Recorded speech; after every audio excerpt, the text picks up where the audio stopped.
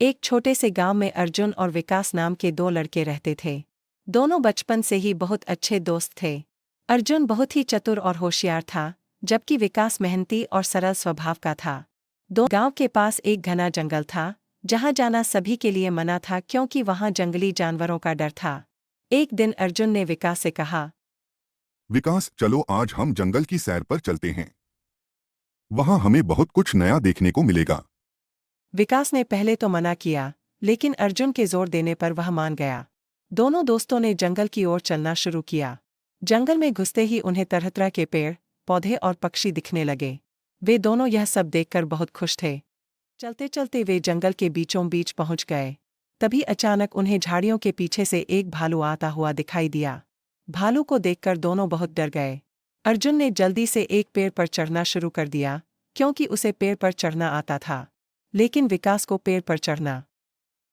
विकास ने सोचा कि अब क्या किया जाए। तभी उसे याद आया कि उसने सुना था कि भालू मरे हुए इंसानों पर हमला नहीं करते। विकास ने तुरंत जमीन पर लेटकर अपनी सांस रोक ली और मरने का नाटक करने लगा।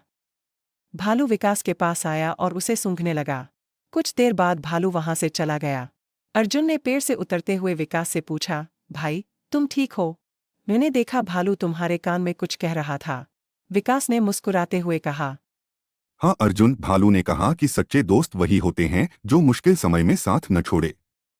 अर्जुन को अपनी गलती का एहसास हुआ और उसने विकास से माफी मांगी। उसने कहा, मुझे माफ कर दो, विकास। मैंने अपनी जान बचाने के लिए तुम्हें अकेला छोड़ दिया।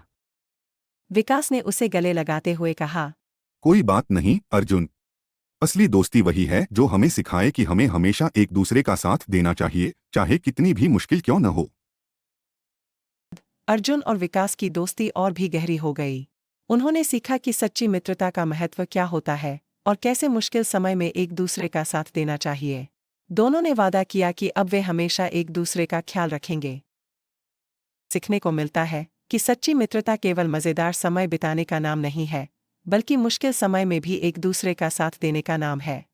मित्र वही जो विपत्ति में साथ न छोड़े,